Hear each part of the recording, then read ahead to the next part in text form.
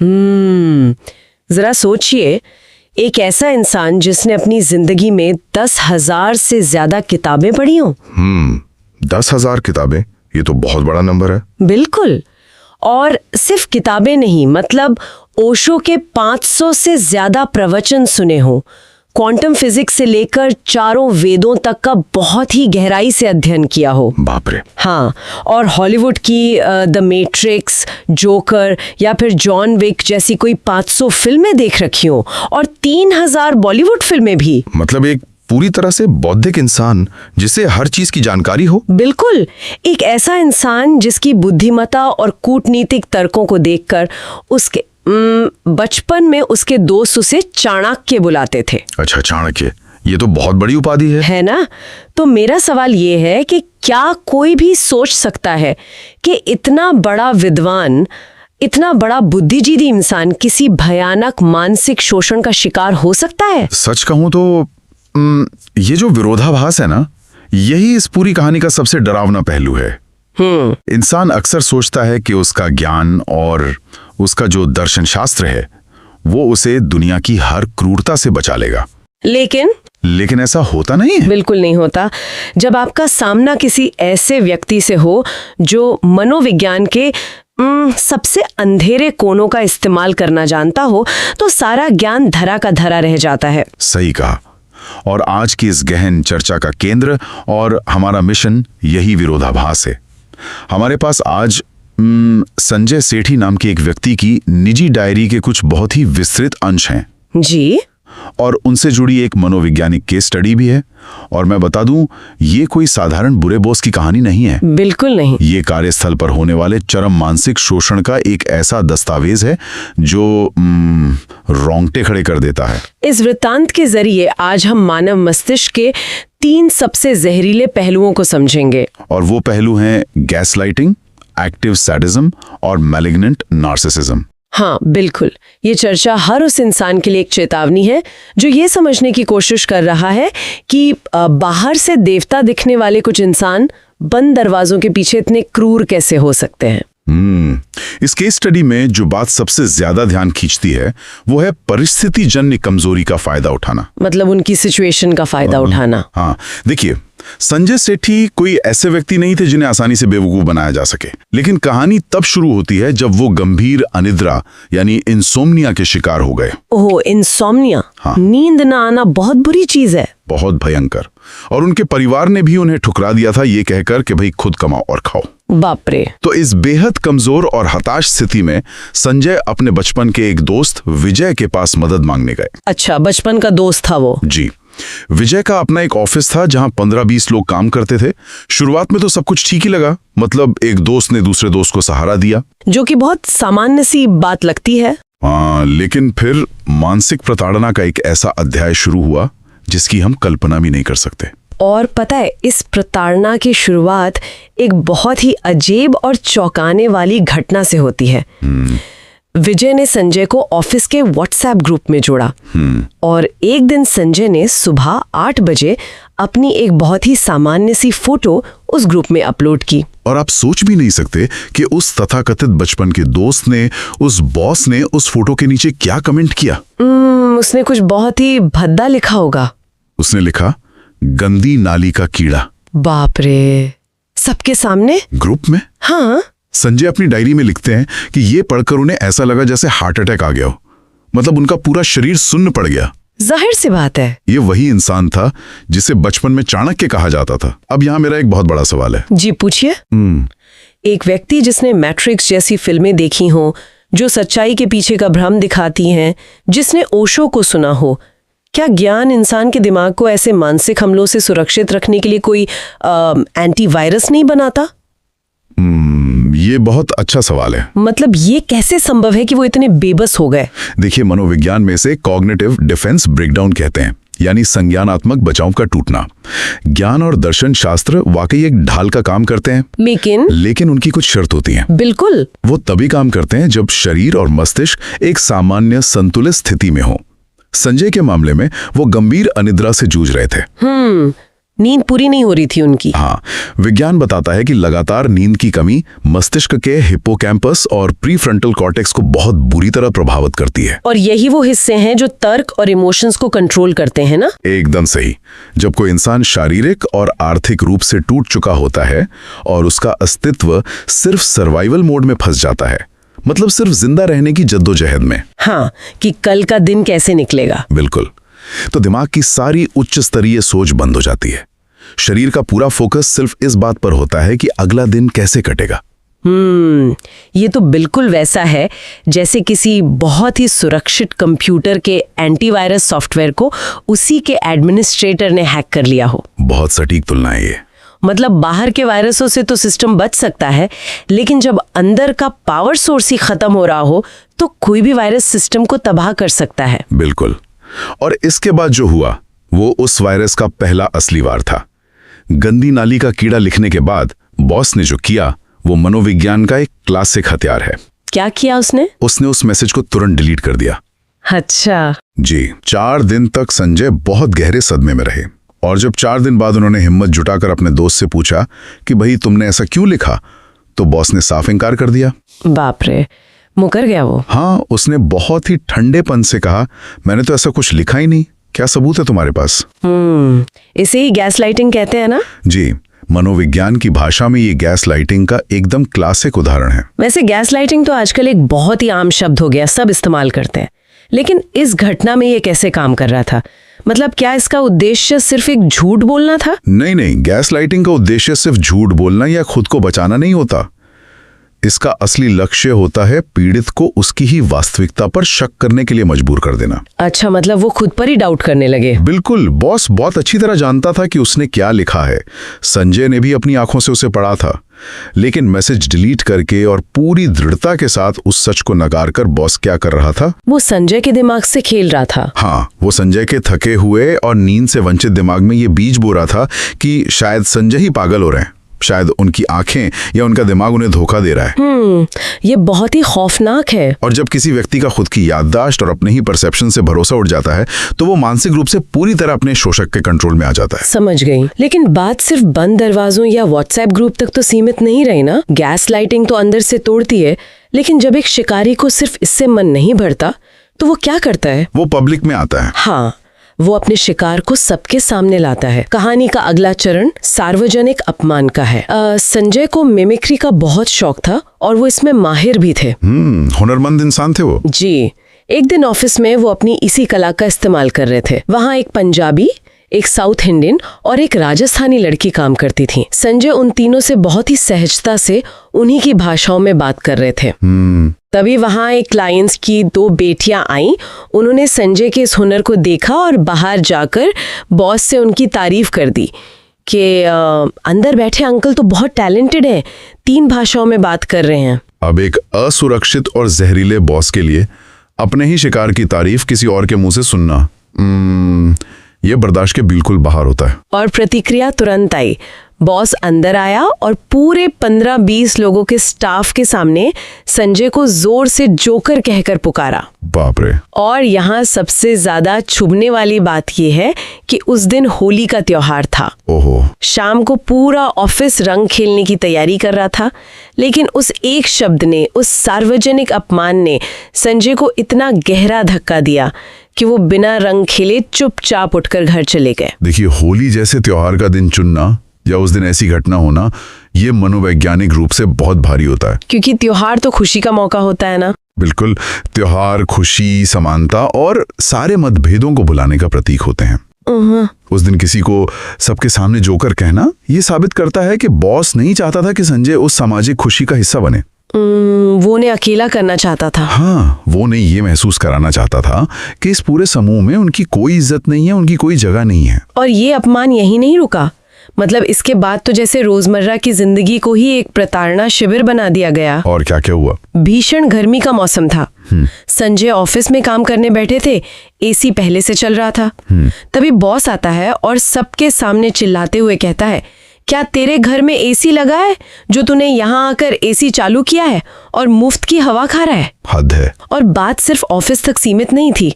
जब भी बॉस संजय को किसी काम से बाजार ले जाता तो किसी जूस के ठेले वाले के सामने या किसी भी अजनबी दुकानदार के सामने संजय का मजाक उड़ाना शुरू कर देता। ठेले वाले के सामने? हाँ, वो उस ठेले वाले को भी अपनी बातों में शामिल कर लेता। यही नहीं, उसने संजय नाम के ही अपने एक अन्य दोस्त को ऑफिस बुलाना शुरू कर दिया। वो व्यक्ति घंटों ऑफिस में बैठता और संजय का इस कदर मजाक उड़ाता कि उनका वहां बैठना दूभर हो जाता। अब यहाँ मुझे एक बात खटकती है। क्या बात? अक्सर हम देखते हैं कि ऑफिस की राजनीति में लोग एक दूसरे को नीचा दिखाते हैं, लेकिन ये कुछ अलग लग रहा है। मतलब क्या हम इसे सिर्फ एक टॉक्सिक या जहरीला बॉस कह सकते हैं? नहीं, इसे सिर्फ टॉक्सिक कहना तो इसकी गंभीरता को बहुत कम करना होगा। तो फिर ये क्या है? देखिए, ऑफिस की राजनीति या सामान्य टॉक्सिसिटी अक्सर किसी फायदे के लिए होती है, जैसे प्रमोशन पाना हो, अपनी गलती छिपानी हो या दूसरों को दबाकर खुद आगे बढ़ना हो। कोई मोटिव होता है। बिल्कुल, लेकिन यहाँ बॉस को संजय का मजाक उड़ाने से कोई पेशेवर या आर्थिक फायदा तो नहीं हो रहा था ना? नहीं, बिल्कुल नहीं। ठेले वाले के सामने मजाक उड़ाना या किसी और को बुलाकर घंटों अपमानित करवाना एक बहुत ही अलग तरह की मानसिकता को दर्शाता है। इसे मनोविज्ञान में एक्टिव सैडिज्म कहते हैं। एक्टिव सैडिज्म, इसे अगर आसान भाषा में समझना हो तो इसका क्या मतलब है? साधारण शब्दों में कहूं तो एक सैडिस्टिक इंसान वो होता है जिसे दूसरों को मानसिक या शारीरिक दर्द देने में आनंद आता है। अच्छा, मतलब उन्हें खुशी मिलती है। हाँ, उनका सुख पैसे, सफलता या पावर में नहीं छिपा होता। उनकी जो हाय होती है ना, उनकी ऊर्जा, वो इस बात से आती है कि वो किसी और को कितना बेबस, लाचार और रोता हुआ देख सकते हैं। बाप रे। संजय अपनी डायरी में खुद को एक मरे हुए मुर्दे के समान बताते हैं जो पहले ही अनिद्रा और परिवार के ठुकराने के कारण टूट चुके थे। एक सैडिस्ट को ऐसे ही कमजोर शिकार की तलाश होती है। वो उस मरे हुए मुर्दे को लात मारने में एक विकृत खुशी महसूस करता है। ठेले वाले के सामने अपमानित करना कोई अचानक हुई बात नहीं होती। ये अधिकतम दर्द देने की एक सोची समझी योजना होती है। ये तो ऐसा है जैसे कोई आम गुंडा किसी कमजोर इंसान से पैसे छीनता है क्योंकि उसे पैसे चाहिए। हाँ। लेकिन एक सैडिस्ट पैसे इसलिए छीनता है क्योंकि वो उस कमजोर इंसान को रोते हुए देखना चाहता है।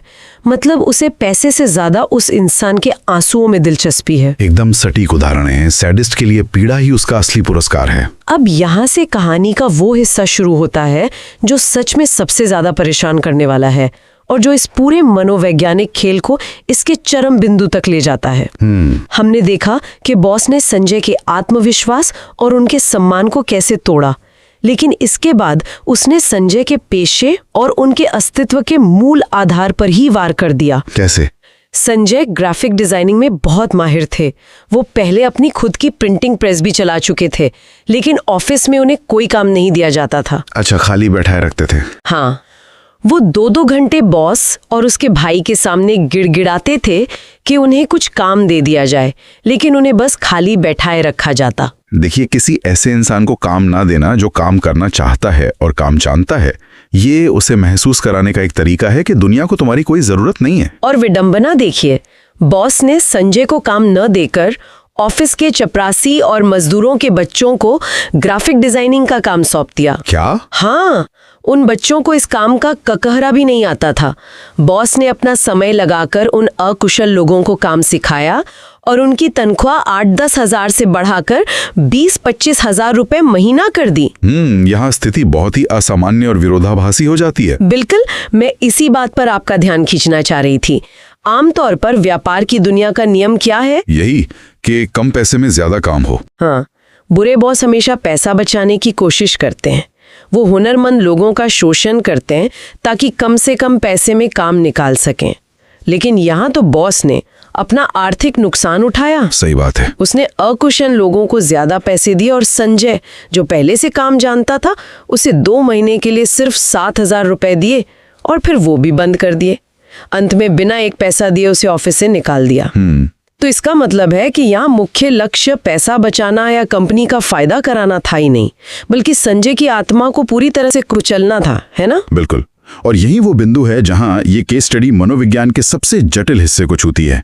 आपने बहुत सही पकड़ा कि यहाँ कोई भी आर्थिक तर्क काम नहीं कर रहा है। यहाँ हमें नार्सिसिज्म और सैडिज्म के बीच का जो फर्क है ना, वो समझना होगा और ये देखना होगा कि जब ये दोनों मिलते हैं तो क्या भयंकर रूप लेते हैं। तो क्या फर्क है इनमें? एक सामान्य नार्सिसिस्ट या आत्ममुग्ध व्यक्ति सिर्फ अपनी श्रेष्ठता साबित करने के लिए दूसरों को नीचा दिखाता है।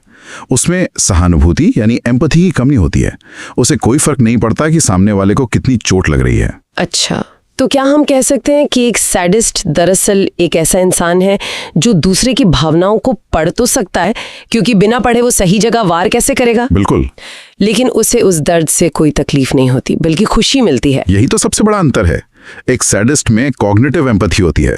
वो बहुत अच्छे से जानता है कि किस बात से सामने वाले को सबसे ज्यादा दर्द होगा। बाप रे। और जब नार्सिसिज्म की श्रेष्ठता की भावना और सैडिज्म की दर्द देने की इच्छा, ये दोनों आपस में मिल जाते हैं, तो उसे मनोविज्ञान में मैलिग्नेंट नार्सिसिज्म कहा जाता है। Malignant narcissism. जी, ये एक बहुत ही खतरनाक स्थिति है। बॉस अपना पैसा खर्च करके अकुशल लोगों को तरक्की देकर संजय को सिर्फ नीचा नहीं दिखा रहा था, वो असल में एक मनोवैज्ञानिक हत्या कर रहा था। मनोवैज्ञानिक हत्या? हाँ, वो संजय के दिमाग में ये बात हमेशा के लिए उकेर देना चाहता था कि तुम इस दुनिया में बिल्कुल बेकार हो। तुम एक गली के कुत्ते के समान हो जिसे हर हाल में मेरे ही टुकड़ों पर पलना होगा। और पता है, एक इंसान के साथ ऑफिस में चाय पीते वक्त भी भेदभाव करना, मतलब सबके लिए चाय मंगाना लेकिन संजय के लिए नहीं मंगाना, जो ठीक सामने बैठा है, ये सब उसी मनोवैज्ञानिक हत्या का हिस्सा था। जी हाँ, जब किसी इंसान को उसके काम से, उसके वाजिब पैसों से और एक इंसान होने के बुनियादी सम्मान से ही वंचित कर दिया जाता है, तो उसे अस्तित्व के सबसे निचले और अंधेरे स्तर पर धकेल दिया जाता है। बॉस बस ये साबित कर रहा था कि संजय की कोई कीमत नहीं है। तो इस इतने बड़े और भयानक मनोवैज्ञानिक खेल का नतीजा क्या निकला? क्या हुआ उनके साथ? आज संजय किस स्थिति में है? जो जानकारी हमारे पास है उसके अनुसार इन लगातार आघातों ने संजय की अनिद्रा की बीमारी को इतना भयंकर रूप दे दिया कि आज जून 2026 तक वो पिछले 6-7 सालों से पूरी तरह बेरोजगार हैं। बहुत दुखद है ये। वो घर की चारदीवारी में कैद हैं और एक गहरी उदासी में अपना जीवन बिता रहे हैं। डायरी के पन्नों में उनका कहना है कि वो महज एक जिंदा लाश बन चुके हैं। देखिए, इतने लंबे समय तक सहे गए क्रूर मानसिक आघात का ये एक बहुत ही स्वाभाविक लेकिन बेहद दुखद परिणाम है। जब किसी इंसान के अस्तित्व को रोज इतनी बेरहमी से नकारा जाए ना, तो मस्तिष्क खुद को पूरी तरह शट डाउन कर लेता है। लेकिन यहाँ एक बार फिर संजय का वो दर्शन शास्त्र और उनका 10,000 किताबों का ज्ञान सामने आता है। वो कैसे? इतनी प्रताड़ना, इतना अन्याय सहने के बाद भी संजय के मन में अपने उस बचपन के दोस्त या बॉस के लिए कोई नफरत या शिकायत नहीं है। सच में? कोई शिकायत नहीं? नहीं, उनका सिर्फ एक ही मानना है कि आदमी वही दे सकता है जो उसके पास है। वो लिखते हैं कि बॉस के शरीर में खून की जगह जहर दौड़ रहा था, इसलिए उसने जहर ही बांटा। संजय के पास प्रेम और क्षमा थी, तो उन्होंने प्रेम दिया। वो इस पूरे भयानक अनुभव को एक ऐसी किताब की तरह देखते हैं जो उन्होंने पढ़ ली है और अब बंद कर दी है। बाप रे। एक ऐसा इंसान जो अंदर से पूरी तरह टूट चुका हो, उसकी ये दार्शनिक सोच सच में दिमाग को झकझोर कर रख देती है। ये दर्शाता है कि भले ही उनका संज्ञानात्मक बचाव टूट गया हो, लेकिन उनकी आत्मा का जो मूल स्वभाव था वो नहीं बदला। सही कहा। उनका ये स्वीकार भावी शायद वो आखिरी धागा है जिसने उन्हें पूरी तरह से पागल होने या मानसिक संतुलन खोने से बचा रखा है। अगर हम इस पूरी कहानी का मनोवैज्ञानिक सार निकालें, तो यहाँ स्विस मनोवैज्ञानिक कार्ल जंग के पर्सोना सिद्धांत का जिक्र करना अनिवार्य हो जाता है। पर्सोना? यानी वो मुखौटा जो लोग दुनिया को दिखाते हैं? हाँ, लेकिन ये सिर्फ एक साधारण मुखौटा नहीं है। कार्ल जंग का मानना था कि हर इंसान समाज में खुद को ढालने के लिए एक पर्सोना या एक सभ्य रूप पहन लेता है। लेकिन संजय के अनुभव हमें एक बहुत ही भयानक वास्तविकता की ओर इशारा करते हैं। दुनिया में शायद 25% लोग ऐसे हो सकते हैं जिन्होंने बाहर से एक बहुत ही सभ्य, मददगार और देवता रूपी पर्सोना पहना हुआ है। समाज में उनकी बहुत इज्जत होती है जी, लेकिन असल में ये पर्सोना उनके भीतर बैठे एक ज़ॉम्बी के लिए जिंदा रहने का बस एक डिफेंस मैकेनिज्म है। अच्छा, मतलब ये मुखौटा इसलिए नहीं है कि वो अच्छे दिखे, बल्कि इसलिए है ताकि समाज उनके असली रूप को देखकर उन्हें बाहर न निकाल दे। बिल्कुल। वो जानते हैं कि अगर वो अपना असली रूप दुनिया को दिखाएंगे तो समाज उन्हें स्वीकार नहीं करेगा, इसलिए वो इस मुखौटे के पीछे छिपकर इंतजार करते हैं। और जैसे ही वो बंद दरवाजों के पीछे जाते हैं और उन्हें संजय जैसा कोई कमजोर टूटा हुआ इंसान मिल जाता है जो पलटवार नहीं कर सकता, तो वो ज़ॉम्बी बाहर आ जाता है। ऐसे ज़ॉम्बी जिन्हें जिंदा मुर्दों को नोचने और उनकी बेबसी का तमाशा देखने में परम सुख मिलता है। ये विचार ही कितना डरावना है कि कभी-कभी सबसे बड़े दानव सिंहों के साथ नहीं आते वो एक दोस्त की तरह मुस्कुराते हुए आते हैं। बिल्कुल। और इसी गहरे विचार के साथ हम आज की इस गहन चर्चा के अंतिम पड़ाव पर पहुंच गए हैं। जी। संजय सेठी की एक खौफनाक डायरी और उनकी कहानी हम सभी के लिए एक बहुत बड़ा सबक छोड़ जाती है। ये हमें ये सोचने पर मजबूर करती है कि हमारे आसपास ऐसे कितने लोग हैं जिन्होंने शराफत का ऐसा ही एक गहरा नकाब पहना हुआ है। सोचने वाली बात है। हो सकता है कि अगली बार जब किसी का सामना ऐसे इंसान से हो जो दुनिया की नज़र में एक बिल्कुल आदर्श इंसान हो, जो बाहर से किसी देवता की तरह बर्ताव करता हो, लेकिन बंद दरवाजे के पीछे उसका व्यवहार अजीब, क्रूर या भ्रमित करने वाला हो, तो खुद को पागल समझने या अपनी ही याददाश्त पर शक करने के बजाय रुकना जरूरी है। ये सोचने का समय आ गया है कि कहीं वो किसी के पर्सोना के पीछे छुपे असली चेहरे को तो नहीं देख रहे हैं। उस इंसान के मुस्कुराते हुए चेहरे को ध्यान से देखिए। कहीं वो मुस्कान किसी ज़ॉम्बी की तो नहीं जो अपना अगला शिकार ढूंढ रहा है। बिल्कुल सही। और इसी विचार के साथ हम आज की इस गहन चर्चा को यहीं समाप्त करते हैं। और बाद में करते उसको ये फील करा देता है कि मैंने इसलिए थप्पड़ मारा क्योंकि तुमने मेरे को इग्नाइट किया, क्योंकि तुमने शुरू किया इसलिए ये हुआ। आपने केले का छिलका गिराया और आप वेट कर रहे हो देखता हूं कौन फिसल के गिरे। पहले फिसल के गिरा कोई, फिर उसको देख के हा करके आप हंस रहे हो, तो आप सैडिस्ट हो। नमस्ते। कई बार मैं सोचता था कि कुछ लोग ऐसे क्यों होते हैं जो दूसरों को दुखी देख के खुश होते हैं, और इसका जवाब मिला साइकोलॉजी की दुनिया में। Welcome to Dharmendra show. आज हम बात करने वाले हैं उन लोगों की जो हमारे दोस्त हो सकते हैं, हमारे रिलेटिव्स हो सकते हैं, हमारे अपने हो सकते हैं, बट इनको खुशी होती है हमें दुखी देखकर। इन जनरल टर्म्स अगर हम बात करें तो इमोशंस की बात कुछ इस तरह से है। हम इंसान इस तरह से डिजाइन है कि कोई भी दुखी होता है उसको दुख को हम या तो महसूस करके खुद दुखी होते हैं, या हमें यह लगता है कि यार ये क्यों दुखी है आदमी। लेकिन 100 में से 6 लोग ऐसे भी होते हैं जो दूसरे को दुख में देखकर खुश होते हैं। इनफैक्ट वो इस तरह की प्लानिंग करते हैं कि वो दूसरे को दुखी कर कैसे लें। तो साइकोलॉजी की कुछ रिसर्च पेपर्स को जब खंगाला तो इस तरह की पर्सनैलिटीज जो हैं इनके बारे में कई बातें पता लगी। तो मुझे सबसे पहले लगा, मैंने कहा आपसे शेयर करता हूं। तो अगले कुछ मिनट्स में हम देखेंगे, समझेंगे कि ये किस तरह के लोग होते हैं, इन्हें पहचाने कैसे, और ये भी देखेंगे कि इनसे बचे कैसे। तो सबसे पहले मैं बता दूं, इनको कहते हैं सैडिस्टिक पर्सनैलिटी। सैडिस्टिक का मतलब मैं अगर सैड हूं और आपको खुशी हो रही है तो आप सैडिस्टिक हैं। हम इंसान जो है, मैं बार बार बोल रहा हूं, डिजाइन इस तरह से कि हमारे इमोशंस में ये लिखा हुआ है कि जब भी कोई दुखी होगा हम खुश नहीं हो सकते। बट सैडिस्टिक लोग इस तरह के इंसान होते हैं जो दूसरे को दुखी देखकर खुश होते हैं। तो ये कहानी कहां से शुरू होती है? ये कहानी शुरू होती है यूनिवर्सिटी ऑफ ब्रिटिश कोलंबिया से। 2013 में यूनिवर्सिटी ऑफ ब्रिटिश कोलंबिया में एक एक्सपेरिमेंट किया टू इंश्योर, साइंटिफिकली इवैल्यूएट करने के लिए कि क्या सैडिस्टिक लोग सच में होते हैं। तो उन्होंने सैडिस्टिक लोगों को ढूंढा, उन सैडिस्टिक लोगों को एक ग्रुप में डाला गया और उस ग्रुप को यह कहा गया कि 4 काम हैं, उनमें से एक पिक कर लो। वो काम क्या थे? एक था कि किसी बूढ़े आदमी के कंधों की मसाज करनी है। दूसरा काम था कि आपको टॉयलेट क्लीन करने हैं। तीसरा काम था कि आपको एक स्कूल में जाके छोटे बच्चों को खिलाना है। और चौथा काम क्या था कि ये वाले काम 4-4 घंटे करने हैं। और चौथा काम था 1 घंटे के लिए आपको जिंदा कीड़े लेने हैं हाथ में और उनको पीसना है मशीन की हेल्प से, या उनको मारना है कीड़ों को मसल के। और कमाल की बात यह थी, जो सैडिस्टिक लोग पिक किए गए थे, बिना बताए उन पे एक्सपेरिमेंट किया गया था, उनमें से 97 से 99% लोगों ने कीड़ों को मारने वाला काम पिक किया। यह पहली बार हुआ दुनिया में कि एक साइकोलॉजी की एक थ्योरी को साइंटिफिक मेथड्स के अंदर अप्रूवल मिला। और यह प्रूव हुआ कि जो सैडिस्टिक लोग दूसरों को पेन देके खुश हो रहे थे, उन्होंने काम भी वही पिक किया जिसमें दूसरों को पेन मिलता हो। कीड़ों को मसल के मारने वाला काम उन्होंने पहले नंबर पे टिक किया कि हम तो ये काम करना पसंद करेंगे।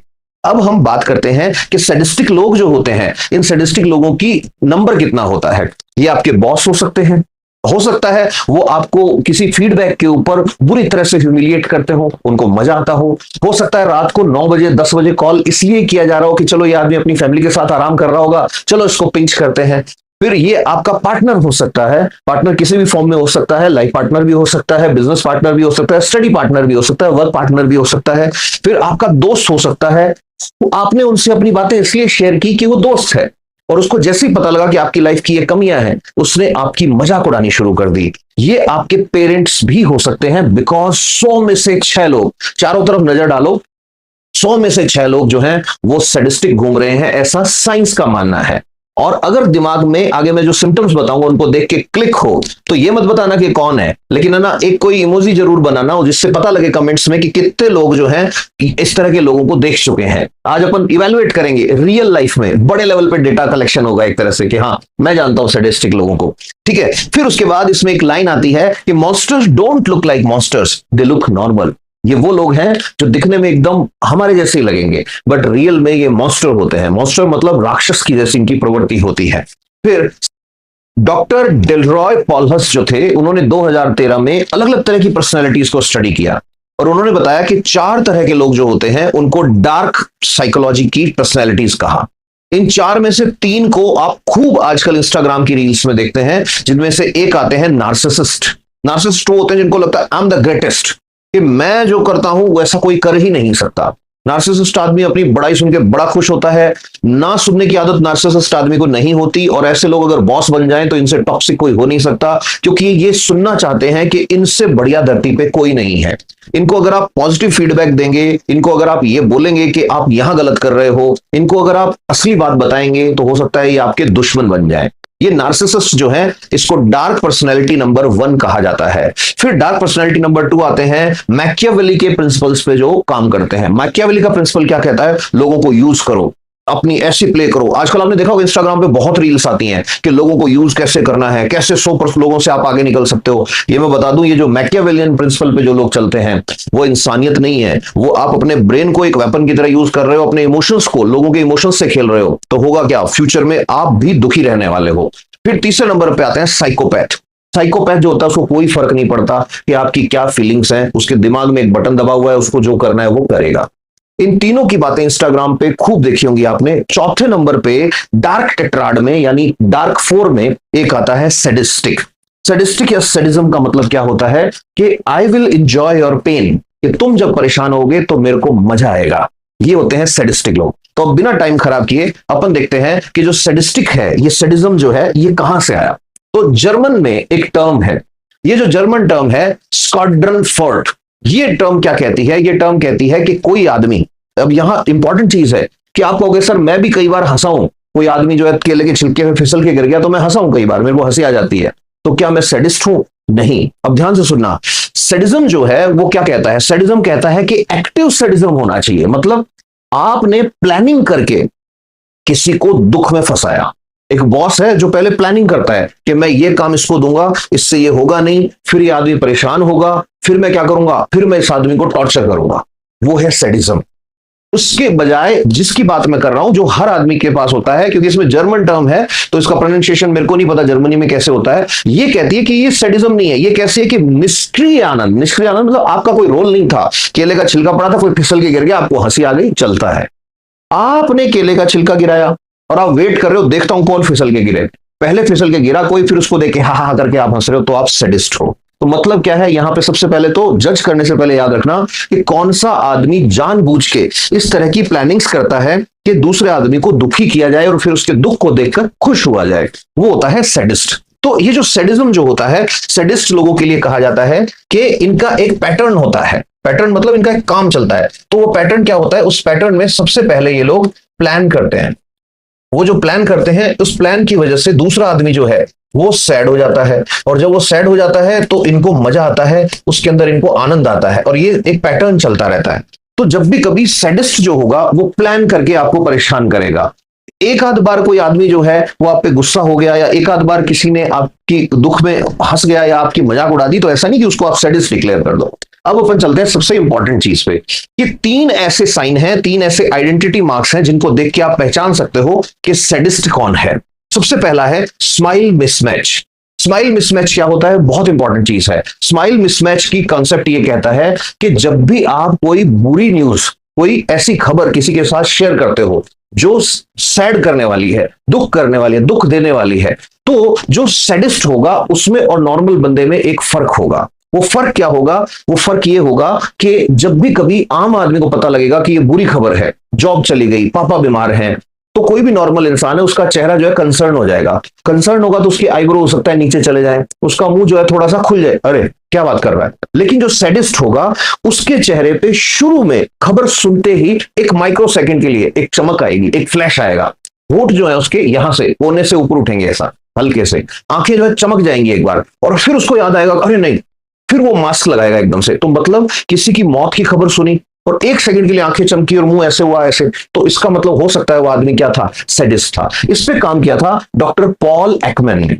डॉक्टर पॉल एकमैन जो थे, इन्होंने लाई टू मी जो शो था, उस शो का इंस्पिरेशन इन्हीं से आया था। उन्होंने कहा था कि ये जो है ये इमोशंस को लीक हो जाने की घटना है। ये तो सैडिस्ट जो है वो पता नहीं लगने देना चाहता, बट उसके सबकॉन्शियस ब्रेन को पता है कि भाई ये न्यूज जो है बुरी नजर दूसरे की है, ये मैं इंतजार कर रहा था, ठीक है। तो ये पहला है, इसको कहते हैं स्माइल मिसमैच। दूसरे नंबर पे आता है द टारगेटेड जोक। ये बहुत इंपॉर्टेंट है, स्पेशली गर्ल्स इस बात को सुने ध्यान से। अगर वो किसी सैडिस्टिक पार्टनर के साथ हैं तो कैसे पैटर्न को फाइंड आउट कर सकते हैं। टारगेटेड जोक क्या होगा कि वो जो है सबसे पहले आपकी इनसिक्योरिटी जो है उसको फैच करेगा सैडिस्टिक आदमी। इनसिक्योरिटी मतलब ह्यूमर जो होता है, हंसी मजाक जो होता है, उसको वेपन बना लेता है, हथियार बना लेता है। रैंडम जोक्स नहीं होते, उनके जोक्स जो होते हैं वो एक तरह के सर्जिकल स्ट्राइक होते हैं। एग्जैक्टली आपकी इनसिक्योरिटी को हिट करेगा और उस बात की बात करेगा जो तुमने उस पर भरोसा करके उसको बताई थी। तुमने कभी शेयर किया था जैसे कि तुमको अपनी हाइट पे कॉम्प्लेक्स है, तुमको ये लगता है कि तुम्हारी हाइट छोटी है, तो हो सकता है वो अकेले में कुछ नहीं बोले बट गैदरिंग में तुमको कहे ओए छोटू।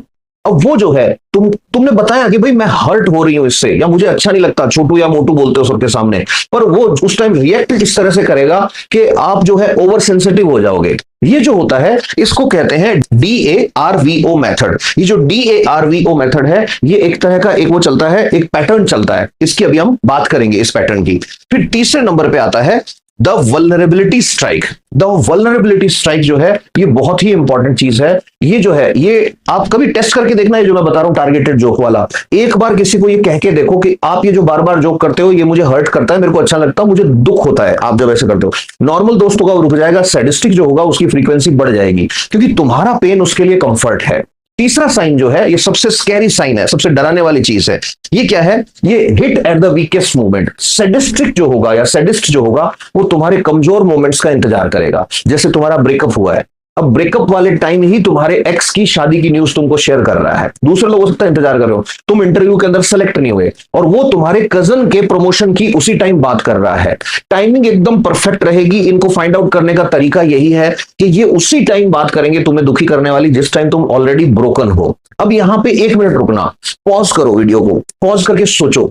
ये 3 सिम्टम है, 3 में से 2 भी अगर तुमने कहीं पे देखे हो तो याद रखो तुम विक्टिम हो उस आदमी के सैडिस्टिक बिहेवियर के, उस आदमी की सैडिस्टिक पर्सनैलिटी के। अगर दिमाग में कोई इस तरह का आया है तो कमेंट्स के अंदर वाई लिख देना, और अगर इच्छा हो कि yes I want to share my incident तो इंसिडेंट शेयर करना। अब सबसे इंपॉर्टेंट चीज जो है, अगला हिस्सा जो है वो और भी क्रिटिकल है, उसको ध्यान से देखना। मैंने अभी बताया था ना कि भाई स्टडी हुई थी इनके ऊपर 2013 के अंदर। ये जो थे स्टडी करने वाले जो थे वो थे एरिन बकलस और उनकी टीम थी। इन्होंने 71 लोग बुलाए थे। इन 71 लोगों से इन्होंने काम बताया था। मैंने बताया था 4 काम इनको बताए कि तुमको शोल्डर की मसाज करनी है, तुमको ये करना है, ये करना है, कीड़े पीसने हैं। तो उन्होंने कीड़ों को मारने वाली चीज एकदम से पिक करी, उनको ये काम इंजॉयबल लगा, तो उस टाइम ये चीज प्रूव हो गई थी।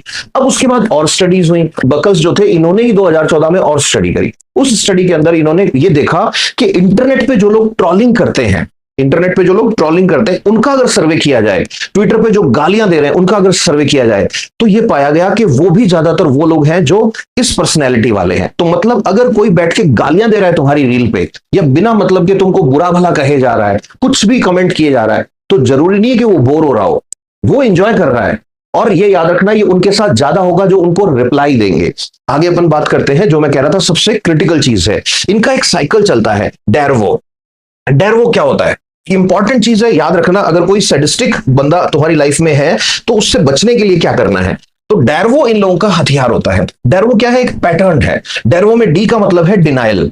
डिनाइल का मतलब बाद में जब तुम उनको ये बोलोगे कि तुमने मेरे को वहां पे ये बोला था, नहीं नहीं मैंने नहीं बोला था, और अगर तुम रिकॉर्डिंग दिखा रहे हो या तुम कह रहे हो बोला था यार 10 लोग वहां पे थे, तो हो सकता है ये कहे नहीं मेरा पर्पज ये नहीं था तुम्हें हर्ट करना, बट मैं बोल रहा हूं नोटिस करना बार बार वो तुम्हारी इनसिक्योरिटीज को, तुमने कोई सीक्रेट शेयर किया है उसको, या तुम किसी चीज को लेके ब्रोकन हो, उस टाइम ही वो तुम्हें पिंच करेंगे। ये होता है डिनाइल। फिर दूसरे नंबर पे ए इज व्हाट? अटैक। अटैक का मतलब कि जितना भी तुम इफेक्ट होते जाओगे, ये इनके अटैक जो है वो इंक्रीज होते जाएंगे और सेंसिटिव बनाते जाएंगे तुमको। Are is what? रिवर्सल। अब ध्यान से सुनना, रिवर्सल का मतलब क्या होगा कि ये सैडिस्टिक आदमी जो है ये इस पर्सनैलिटी को, या ये एक नॉर्मल आदमी जो है इसको परेशान कर रहा है और परेशान करते करते ये डिक्लेयर कर देता है कि ये मैं ऐसा इसलिए कर रहा हूं कि तुम ये कर रहे हो। इसको ऐसे समझो कि एक आदमी अपनी वाइफ पे हाथ उठाता है अपनी वाइफ पे, और बाद में करते उसको ये फील करा देता है कि मैंने इसलिए थप्पड़ मारा क्योंकि तुमने मेरे को इग्नाइट किया, क्योंकि तुमने शुरू किया इसलिए ये हुआ। तो ये जो है ये आर वाला साइन है, ये रेड सिग्नल होता जाता है। डी से शुरू होगा, डी इज डिनायल, मना कर देना।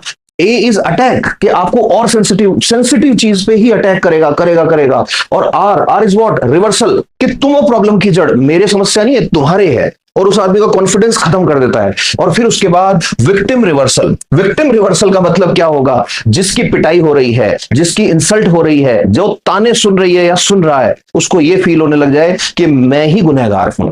यह है विक्टिम रिवर्सल। मतलब उस आदमी ने इतना जबरदस्त गेम खेला कि इसको यह फील करा दिया कि तेरी वजह से ये झगड़ा हो रहा है, you are the responsible person, you are the reason for this.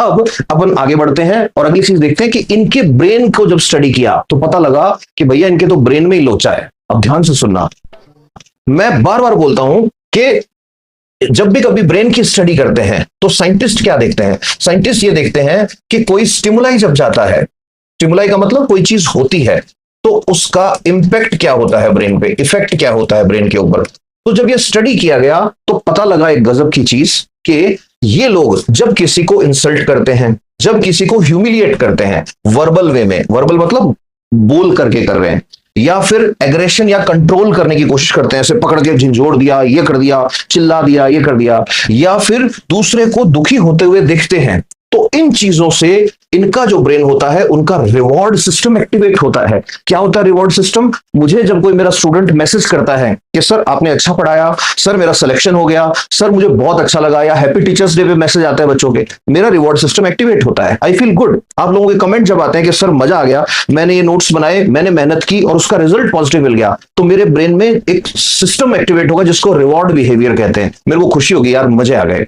इन लोगों में खुशी कब होती है? जब तुम इंसल्टेड फील करोगे, जब तुम ब्रोकन फील करोगे, जब तुम रोओगे, जब तुम चिल्लाओगे, और जब लास्ट में इनका जो DAR मैंने बताया ना अभी, रिवर्सल वाला जो साइकिल है, विक्टिम रिवर्स हो जाएगा, तब इनके चेहरे पर स्माइल देखना। तुम लास्ट में सॉरी इन्हें बोलना था, तुमसे सॉरी बुलवा के बात खत्म करेंगे। ये होता है सैडिस्टिक पर्सनैलिटी जो होती है। ये भाई बहन किसी भी फॉर्म में हो सकता है, इनका काम है तुमको दुखी देख के खुश होना।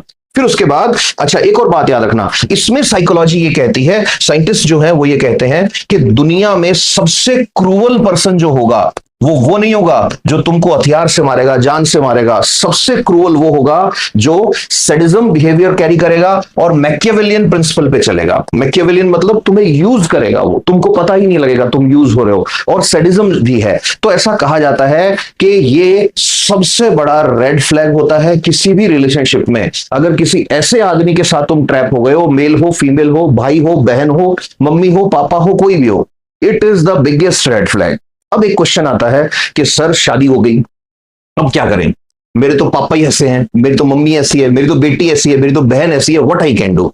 तो जितना मुझे साइकोलॉजी के रिसर्च पेपर्स में मिला उसके बेसिस पे कुछ कंटेंट मैंने यंगस्टर्स के लिए रेडी किया है, जो बहुत इंपॉर्टेंट चीज है। आपको 4 रूल जो है वो लिख लेने हैं अगर कोई भी सैडिज्म वाली पर्सनैलिटी आपके चारों तरफ है तो। सबसे पहला रोल है जो है वो है ग्रे रॉकिंग। ग्रे रॉकिंग क्या होता है? ग्रे रॉकिंग का मतलब है पहचान लिया कि ये करता है, उस पर रिएक्शन देना बंद कर दो। वो क्यों कर रहा है? क्योंकि उसको मजे आ रहे हैं तुम्हें दुखी देख के, तुम रिएक्शन देना बंद कर दो। जैसे जैसे तुम रिएक्शन देना बंद करोगे तुम उसके लिए बोरिंग होते जाओगे। जैसे तुम बोरिंग होगे उसका जो ब्रेन है उसके ब्रेन में रिवॉर्ड साइन जो है वो रिसीव नहीं होगा। वो रिसीव नहीं होगा तो वो क्या करेगा? वो सर्च करेगा न्यू विक्टिम। तो तुमने देखा है घरों के अंदर भी अगर कोई सैडिज्म वाली पर्सनैलिटी है तो वो उसी को ज्यादा तंग करते हैं जो ज्यादा सेंसिटिव होता है। फिर उसके बाद दूसरे नंबर पर नो शेयरिंग। लॉक लगा लो अपनी फीलिंग्स पे। तुमको अपनी इनसिक्योरिटीज, तुमको अपने इवेंट्स, तुमको अपनी लाइफ के पर्सनल इंसिडेंट उससे शेयर ही नहीं करने हैं। भले वो कुछ भी कहे तुम्हारे पैरों में पड़ जाए, तुमको शेयर ही नहीं करने हैं। बिकॉज जब जब तुमने शेयर किया वो तुम्हारे ही अगेंस्ट वेपन बन गए। ये दूसरा रूल है। पहला ग्रे रॉकिंग, दूसरा नो शेयरिंग, तीसरा डॉक्यूमेंटेशन। डॉक्यूमेंटेशन क्या होता है कि जो हुआ उस चीज के नोट्स बनाने शुरू करो। अब आप कहोगे सर ये बातें नोट्स बनाने की होती है? यस, बिकॉज मैंने बोला तुमको दूसरी या तीसरी स्लाइड में एक पैटर्न होता है। वो पैटर्न अगर आ रहा है तो इसका मतलब तुमको वहां से भागना है, तुमको वहां से बचना है, तुमको खुद को डिफेंड करना है। चौथे नंबर पे एग्जिट। एग्जिट क्या होता है? अगर डॉक्यूमेंट्स ये बोल रहे हैं कि कंफर्मेशन है कि ये सैडिज्म है, यहाँ पे सैडिस्टिक पर्सनैलिटी है, इसका काम ही ये है दूसरों को दुखी करना और खुद मजे करना, तो हो सके तो वहां से एग्जिट मार लो। अब एग्जिट किस बात पे मार लो? जैसे ही बात शुरू हो बिना एक्सप्लेनेशन दिए वहां से छोड़ दो। अगर काम कर रहे हो तो आज ही दूसरी नौकरी ढूंढना शुरू कर दो, दूसरे आदमी के पास चले जाओ वहां से। हो सकता है आपकी लाइफ में, अगर हम बात करें पूरा साइकोलॉजी के डेटा की, कि भाई 100 में से 6 जो है वो सैडिस्टिक पर्सनैलिटी होते हैं। तो अगर 100 में से 6 सैडिस्ट होते हैं तो हमारे चारों तरफ अगर हम मैथ्स लगाएं तो अप्रोक्सीमेटली 30 लोग तो हमारे क्लोज लूप में होते हैं। तो 100 में से 6 हैं तो 30 में से 1 से 2 तो पक्का हो सकते हैं। तो आप उनको चेंज नहीं कर सकते, बट आप खुद को प्रोटेक्ट कर सकते हैं। इसलिए अपने आप को जो है अवेयर रखिए। अगर आपने ऐसा कोई इंसिडेंट हुआ है, शेयर करना चाहते हैं तो कमेंट्स में शेयर करें, बिकॉज आप जो शेयर करते हैं वो दूसरे लोगों के भी काम आता है, नंबर 1। नंबर 2, अगर आप नहीं शेयर करना चाहते लेकिन आप जानते हो ऐसे पर्सन को, यस लिख दें, डैश लगा के। आप कुछ डिस्क्रिप्शन देना चाहे तो दे सकते हैं। हम मेल फीमेल का डेटा जो है वो भी कलेक्ट कर सकते हैं, पीपल एट लार्ज, बिकॉज हजारों कमेंट्स जो हैं उनसे डेटा गलत नहीं आता, अलग अलग जगह से आता है। तो आप अगर चाहें, कंफर्टेबल फील करें, जगह भी शेयर कर सकते हैं कि इस जगह से ये डेटा आप शेयर कर रहे हैं, और दूसरों का डेटा भी आप देखें। कोई अगर कमेंट कर रहा है और आपको लगे कि इसको ये एडवाइस देनी है, वो भी आप एडवाइस उसके अंदर दे सकते हैं। कैसा लगा ये सेशन जरूर बताना, और किसी और की लाइफ में अगर आपको लग रहा है कि ऐसा कोई आदमी है जो उसको दुखी करता है तो ये जरूर उससे शेयर करना। Stay happy, stay blessed, love you all, thank you.